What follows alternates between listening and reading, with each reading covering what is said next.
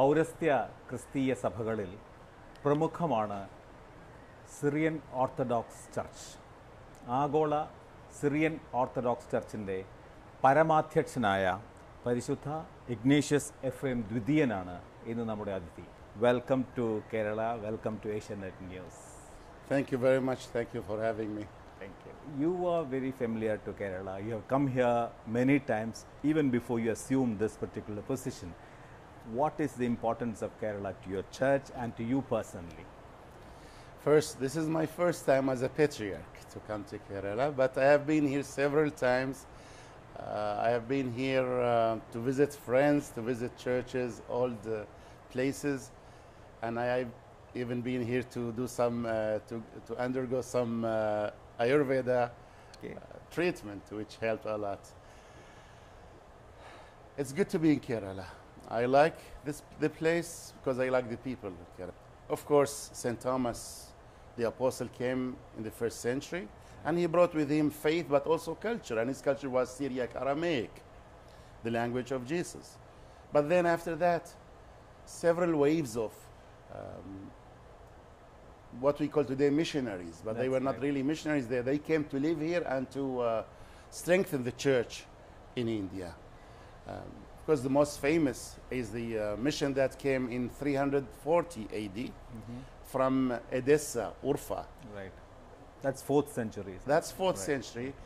They came under the leadership of a bishop called Joseph, and several priests, total of 70 families, came to India because they knew there were Christians on the coast of Malabar. They came to help the local Christians, and they intervened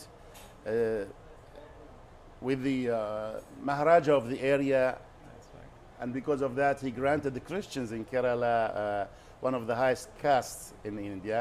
Back then, there was the caste system. Right. So they came here, and since then, the relationship with the Patriarchate grew and became stronger. And there was always fathers from what we call Shema here, right. the land of Sam, which is the land of the Middle East, Syria, Lebanon, Iraq, Turkey. Right. They used to come here, usually sent by the Patriarchate, to fulfill the spiritual needs of our people in Kerala. Right. So when I come here, I come to see my children, my spiritual children. I come to my church. You come from Syria and you belong to this particular place, but Syria right now is going through a very, very difficult stage. When it's going through suffering, it's going through pains. So what is the state at that, you particularly Syria and the nearabouts of that place? Syria was a model in religious tolerance and acceptance of each other. We Christians in Syria never felt that we were persecuted or treated as second class or anything. Actually, many times we felt that we were treated better than our Muslim brothers and sisters in Syria by the government. That's right. So no one can complain that Syria persecutes Christians, at least I'm talking about the last 50, 60 years. Okay. However, what happened in Syria, I personally still do not understand. I don't think many people understand. They were claiming that it started about human rights, democracy, and lack of freedoms, but we didn't see. But the people who championed these attacks and who helped and supported these terrorists are not particularly known for their record of democracy and human rights. Exactly. Talking about countries in the Gulf area and others. Right. So that doesn't make sense, really. Right. But what happened is very soon, the situation there emerged as one of people doing jihad in Syria. Exactly. Doing jihad usually attracts the fanatics from all over the world. Right now in Syria there are terrorists from more than 100 nations doing jihad in Syria. I think the Islamic State is actually not unleashing its terror not just on other Christians or other communities, but their own fellow Muslims who belong to another sect, perhaps. Yes, ISIS is targeting not only Christians, targeting everyone who doesn't agree with them, their way of thinking and their way of interpreting the text. And it's a big problem for Muslims. And we ask usually when we meet with Muslim leaders, whether political or religious, we tell them, you have a duty now to come out and to not only dissociate yourselves from what's happening, but to come out with a proper, acceptable, and moderate interpretation of Islam. Are they doing that? I'm afraid they are not doing enough. I'm afraid they are doing. It took the Azhar institution, and you know Azhar is a leading Islamic institution. It took them to see the pilot, the Jordanian pilot, being burnt in a most horrible way, to say that ISIS should be punished, should be killed, this and that. Previously, they didn't say anything. Previously, we asked them, please come out and say this ISIS and what they do, them and other terrorists, what they do is unacceptable, is prevented, is haram in Islam. They would not do that.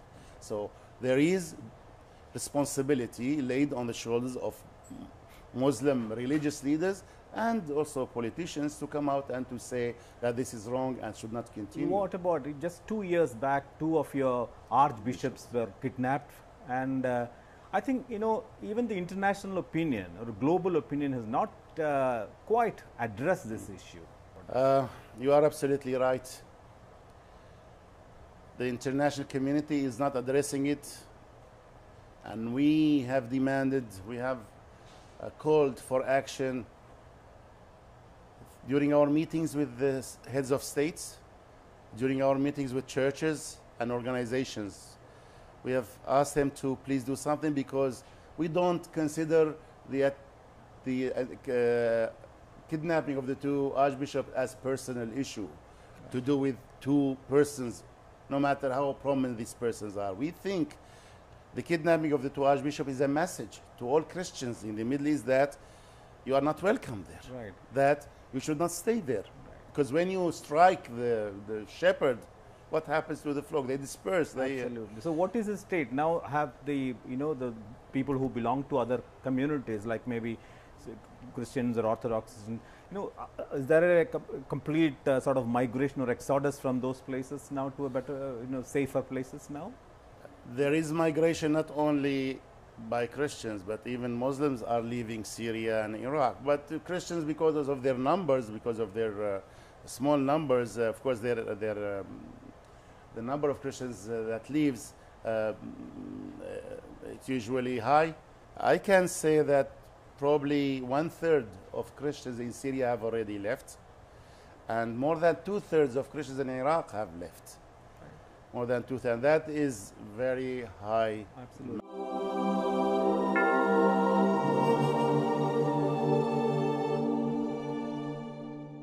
It is the centenary year of the Sayfo, you know, when the Ottoman Turks actually, you know, unleashed a genocide in this part of in Syria and Turkey and nearabouts. So this is the 2015 is the centenary year, and strangely the community and the world is actually going through almost similar kind of experience in this Syria and Turkey. What is your take on this? That's exactly how we portray what's happening actually in our literature, in our discussions. We ask ourselves, are we going through a new Sayfo? And many of us are convinced that this is a new Sayfo. The only difference is the Sayfo in 1915 was committed by the Ottoman Empire and the Kurdish tribes who were around us with orders from Istanbul, and the world was silent. But the world had an excuse. Most of the world did not hear or know about this until later. And the First World War was on at that time. Exactly. Mm-hmm. But today, what excuse the world has not to respond to this, to what's happening in the Middle East? Yes, it's a new Sayfo, and it's being done, committed right underneath the eyes of the whole world, or the entire community. And we are very sad. Christians in the Middle East are very sad that they do not find solidarity and support from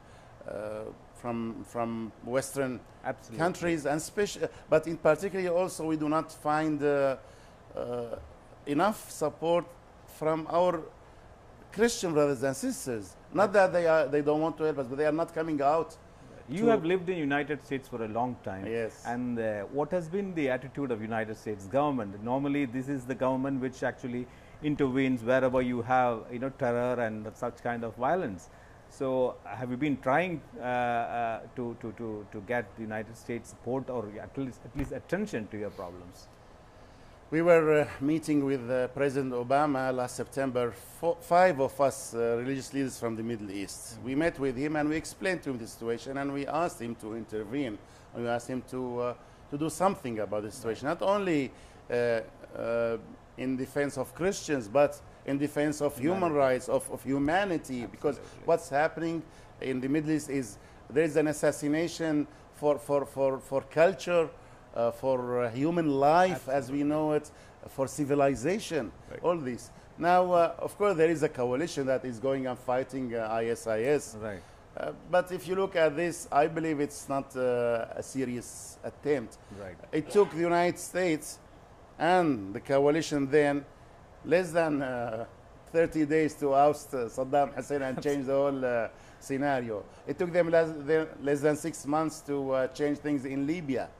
Now it has been 7, 8 months since they started fighting or attacking ISIS, and nothing really materialized. Absolutely. So United States goes in places to where there is violence to help. I don't believe they go there to help innocent people and bystander. They go there because they have interest there. That is right. Politics is based on interest, not on friendship and not on human rights issues or concerns that we know. Now, let's come back to Kerala now, because you are a great champion of ecumenism. You were in the leadership of World Council of Churches. And but strangely, Kerala, where you have a very important church, but this the kind of internal fratricidal war has been going on for more than 2 centuries now. Even now, some of the most important historic institutions have been lying closed for many, many months, and almost created a law and order situation somewhere. Some of the top leaders of your church were actually on the street agitating for their rights. So, you were a champion of ecumenism. You have been trying for Christian unity all over the world, but your small church here is actually riven by divisions and wars. Mm-hmm. But interestingly, for the first time, the other faction actually has welcomed your visit, because they are saying, I just interviewed about a week back the Catholicos. He was saying you are a champion of peace and unity. So we really hope that peace is going to come back to the church. What is your take? And even today, he has issued a statement welcoming whatever you said yesterday, that the church, the Orthodox group, will be in full support to help you to bring about unity here. So what is your take about it? Well, let me start first by differentiating between ecumenism and internal division. Ecumenism is to do with churches of different tradition and different theological background, such as Orthodox and Catholic, Orthodox Protestant. And that, thank God, we have very good relationship with all these churches, and we are working with all of them to even get closer together. But we have a problem here in India, yes, in our church, and we are sad about that. And we are suffering. We as patriarch and bishops do not suffer much, really, as the ordinary people are suffering. The people from both sides are suffering, because this division has created walls and divided families, especially in times of grief and celebrations, that they cannot be together, they cannot bury their dead respectfully and honorably that it should be. So this situation is not good for anybody, and I don't believe personally that anyone is happy with this on either side. Now, there are some people who may not be 100% in support of our efforts because they may have some motives, but majority of the people on both sides and majority of the clergy and the hierarchy on both sides want peace. I'm sure of that. And I, as a patriarch of this church, which goes back, as we mentioned earlier, which goes back to the beginning of Christianity and having a relationship with Malankara since then. And by the way, all Christians in Malankara used to be known as Syrian Christians. That is right. Because that's how they started. Even now, if they are Protestant and Catholic, they are still Syrian Christians because they have been in relationship with the Syrian Orthodox Church for many centuries. Now, this division started around 1912, so yeah, it is more than 1 century. But this division has to be to come to an end, and we can do it So what could be the concrete steps that you would like to initiate, or any particular formula that you envisage to find a solution to this? Because this has been going on, and many leaders of the church, actually, as you said, they are actually for peace, and they have been talking about peace, talking about compromises, but nothing on the ground has actually happened. Let me state clearly, this division is a sin in the church. Right. We have to repent of it. Absolutely. It's a sin because God does not want his church to be divided. God does not want to see people fighting and suffering. That's not how Christ wanted his church. So we have to do all that we can to mend things and to bring about peace. And peace is of utmost importance for our parishioners here in Kerala and throughout the world. Malayalis all over the world are living the same experience of division and problems. So we have to do something. And will you be meeting some people from the other section? I cannot claim that I'm better than my predecessors in bringing about peace. And I cannot claim that I am more passionate about it than them. But I know something, that I will not rest until peace is established here in our church. Now, I will do whatever it takes to bring peace, peace that is based on dignity for everybody, on honor and respect. Because we are talking about more than 100 years of heritage, let's call it. Unfortunately, it is part of our heritage now. And we cannot change things or go back to 1912 to make things the way they were. So are you willing to meet some of them? I'm willing to meet anybody. Right. Usually, meeting people should be a pleasure, even if people who do not agree with you. However, we have to be very sensitive to the situation the way it is. Right. I'm not going to close my door in front more than anything, I think it has brought down the image of the church in front of the public eyes. It did, and we as bishops and clergy, we should take responsibility for that, and that's why we should do whatever we can. Now, peace at the end has to be established here in Manarcad. Meaning that both factions have to be able to live together in peace, in harmony. Now, what solution will not come down from the patriarchate and force on the people? We cannot do that, and it's not reasonable. It is reported that you said that even the courts cannot bring peace. Absolutely. The court can bring a settlement of issues, legal issues. Who owns this church, who owns that cemetery, but can it bring peace to the minds and hearts of the people? I doubt it. I don't believe that. Now, we are serious about pushing the peace process, and we will do it. Very good. But again, as I said, we will do it in a dignified way where everybody feels comfortable. Now, that may mean to have two entities side by side, having the same faith, sharing in the same traditions, and having full communion, and work together on brotherly and sisterly basis. Right.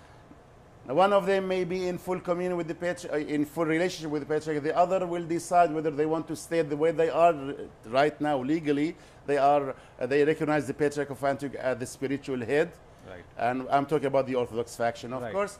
Right. Now it will be up to them to decide whether they want to continue that relationship, for which we are more than open to, to receive and to promote, or if they want to, if they'd like to choose otherwise, we'll also be fine with that, as long as the so-called, what's called the Jacobite faction, is also allowed to choose and to make their own decision in relation to their ties with the Patriarchate of Antioch. So whatever the situation, whatever the agreement is here in Kerala, we'll happily accept it and support it. We will also do our best to facilitate the dialogue, because we may need to intervene in a friendly way to set up the stage or to facilitate such a dialogue, and we are ready for that. And for that reason, the committee, the Holy Synod, local synod, decided to constitute yesterday. Oh, I see. Yes, there was a committee. We had a local, the synod met in session yesterday. We preside over the synod, and there was a suggestion to come up with committee in response to my appeal to the fathers of the synod to do something practical and tangible about this. And the committee was established, and we are very serious about it. And this committee is committed to sit down with a committee from the Orthodox group also, and to discuss terms of peace. So this committee, because of our interest and our eagerness, we are also proposing to send representatives from the Patriarchate to accompany the work of this committee and to facilitate anything that is needed to promote and to strengthen this dialogue. So I'm very hopeful that this dialogue will lead us somewhere, because this is God's will.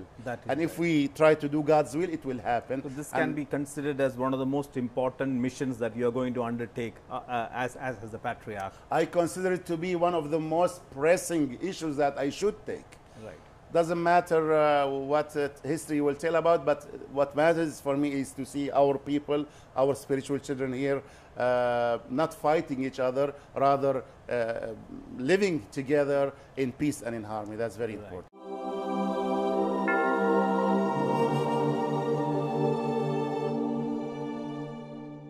You know, India has a new government here, a new prime minister. So unfortunately, some of the churches in Delhi and around were actually attacked, and there have been apprehensions or expressions of fear about being religious harmony, because this particular government belongs to, or it's led by, a party which is closer to one particular community than anything else. So what is your opinion about it? And as you know, President Obama has actually made a very strong message saying that how important is religious harmony to India as well as the entire democratic world. As one of the leaders of one of the most important churches right now in India and elsewhere, what is your message? What is your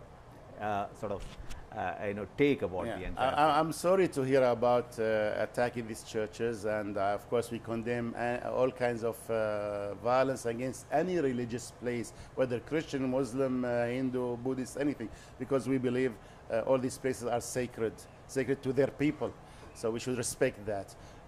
However, it shows us something very important, that terrorism, fanaticism are borderless. They cannot be contained in one area, and certain governments, Western governments, should take lesson that if they support terrorists in one country or another, they themselves will suffer from it later. And we are seeing that. We are seeing that. Right. There are many experiences to prove this. However, India is known for for its toleration and harmony and acceptance of each other. And I wouldn't say I'm shocked, but I'm surprised that it has come this malaise, this fatigue, or this sickness has come to India also, and it's actually materializing in reality, and places are being attacked. Of course, we heard of such attacks in the past also, in the last 20 years almost. We heard individual cases of violence against religious institutions, but that for me doesn't represent the real India. Exactly. It doesn't represent the spirit of Gandhi, for example, who called for resistance, but non-violent resistance.